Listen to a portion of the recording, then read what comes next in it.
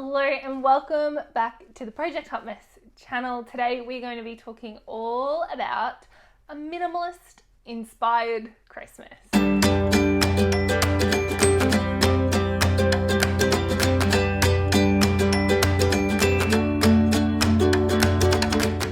Hey guys, welcome back. Thank you so much for being here. I have to mention quickly, if the lighting is a little bit funny today, it's because the sky outside is just full of smoke.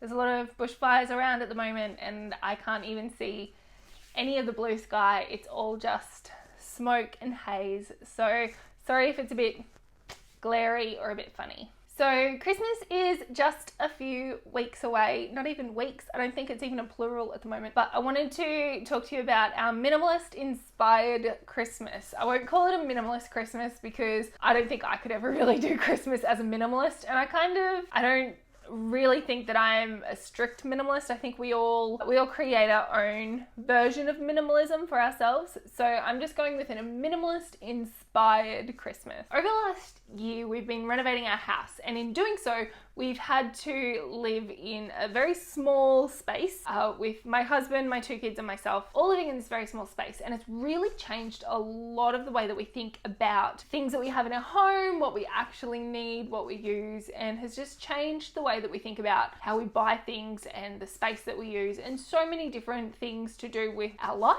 and the things that we have in it. This year, when my husband and I sat down and talked about our plans for Christmas and what we were going to do, we decided that we would try and pare things back a little bit this Christmas and have a bit more of a minimalist inspired Christmas.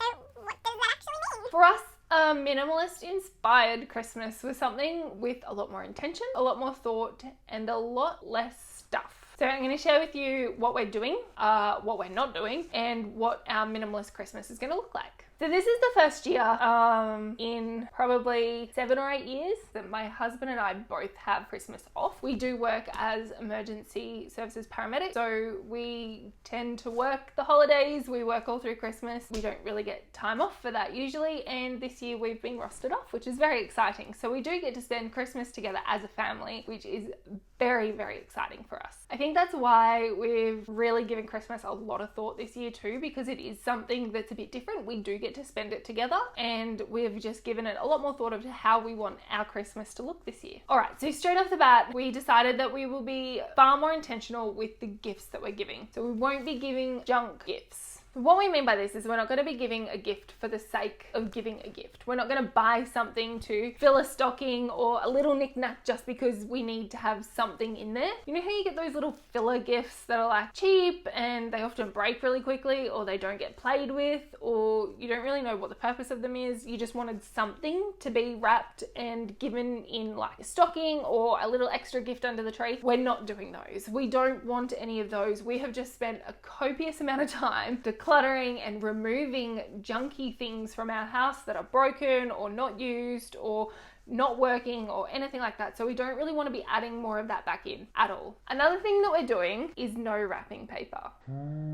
I know it's a big one, and I've kind of been in two minds about this, and we're gonna see how it works this year. I don't like the idea of wrapping paper in general. I don't like that you spend all this money, all this time wrapping a gift, and it looks all beautiful, but like 5 minutes later it's all unwrapped and all of that paper goes into the bin. And it is so much paper and it is such a waste. We've got a few ideas of what we're going to do instead. One of the things is for gifts, particularly for other people, we're going to be using paintings that the kids have done. Our kids are younger, one's at daycare, one's in prep at school, and they have so many paintings that they get sent home with and things that they've done and artwork that they've done. So we're going to actually use those paintings and use that artwork to wrap up some smaller gifts. I think it's a really nice personal touch. It means that we're not just throwing out all of their artwork because there is so much of it, and it means that we don't have to buy wrapping paper, but we still get to wrap a present. The other thing I've been on the lookout for is recycled paper that we can use and decorate in some sort of way. Something that's a bit more sustainable, a bit more environmentally friendly, and although it might cost a little bit more to buy that sort of paper, I think it's a really good thing to spend money on rather than spending money on cheap wrapping paper that is just going to be thrown away. Other things that we're looking at using are possibly material.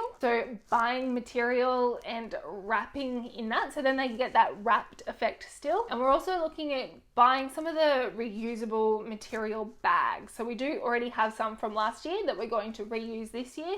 I'm always on the lookout for more. So if you know of anywhere that has really nice material bags like the ones with the drawstrings or something like that, please let me know. Drop a comment below because I would love to know where I can get some from. So the reason why this one is a bit difficult for me is because I really like that idea of the wrapping paper. And when I was younger, I remember that Christmas was this big magical time. We had all this wrapping paper everywhere and it was really exciting. So I want to try and capture that magic and that excitement, but do so in a far more environmentally friendly way and a far less wasteful way. Another thing we're considering this year is giving more experiences and not things.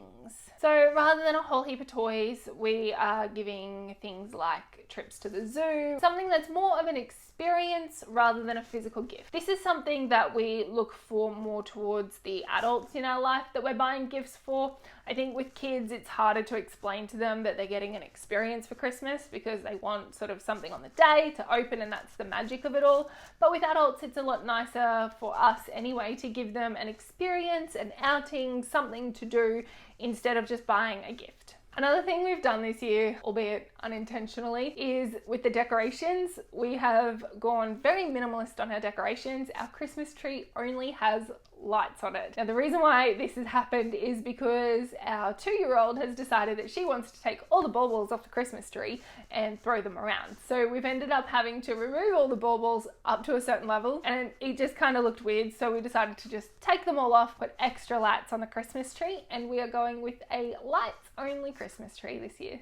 We've also had to think differently about where we put all the decorations around the house, because anything that she can get her hands on, she thinks is beautiful and she just runs around with it. Aside from the gift giving and the decorations, the other thing that we're really trying to do this Christmas is to just keep it simple. The magic of Christmas isn't about doing all of the things, it's about doing those few things year after year and creating those traditions with your family. When I had kids of my own, I thought I needed to do all the things and go to all the places and all the lights shows and all the Christmas events and go to these carols and go to this Christmas party and do all the things in order to get that magic of Christmas. But we've realized and we've started to learn that that's not the case at all. We sat down and we thought about what was important to us when we were kids, and we thought about what were the magical things about Christmas for us as kids, and we're trying to create that experience for our children. For me, it was about going and seeing all the Christmas lights on Christmas Eve. That was one of the most magical things about Christmas, and I loved it. So we're doing that for our kids. And we've created our own family Christmas tradition of decorating Christmas cookies and making all this delicious Christmas food, and it's really exciting, and it's what our kids know to be a Christmassy type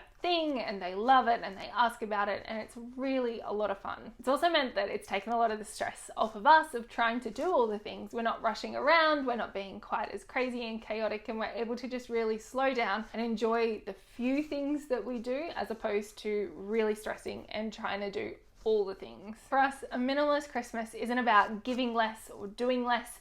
It's more about doing things with intention and giving things with intention. One of the things that we've really thought about more when we've been buying our presents this year for Christmas is what will that gift actually mean and what will they do with it? So we've tried to think, rather than, oh, this is a gift, we think they'll like it, and think about that immediate response of that, oh, when they open it, they will like it.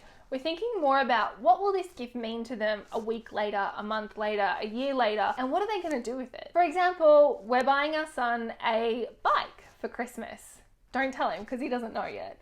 But we're buying him a bike for Christmas. And for us, it's about what that bike is going to mean for him. Sure, he's going to be excited. He's going to be over the moon when he sees it. He's going to be very, very excited. But it's more about what does that actually mean for him in a week or in a month or in a year. And for us, it's going to be about him being able to get outside and ride around and have fun, and that little bit of independence that he gets of doing this own thing. And also about him being able to go on rides with us and going on bike rides and having fun with that, and maybe even being able to ride to school next year. Just that little bit more independence, not on his own, mind you, like with us, but still that little bit of something extra that he gets to do as he's getting older. So it's not just another gift for the sake of giving a gift. It's not just a toy, but we've really thought about the intention behind it and what is it going to mean for him, what's it going to mean for us, and what it's going to look like for him in a month, a year, or whatever. Rather than just going through the motions of Christmas and doing all the things that you normally do, perhaps think about how you could have a more minimalist Christmas if that's what you want, and think about what you want Christmas to actually look like for you. What do you want your minimalist lifestyle to look like, and how are they going to work together? Just remember, you get to create the magic of Christmas in whatever way works for you. I hope this video has given you some inspiration of how you can add a little bit more minimalism into your Christmas and how you can create the magic of Christmas in the way that you want to do it. If you like this video, please hit subscribe to the channel and make sure you hit the bell notification as well so you get notified anytime we release a new video. Thank you so much for spending your time with me. I really appreciate it, and I hope you have a wonderful Christmas.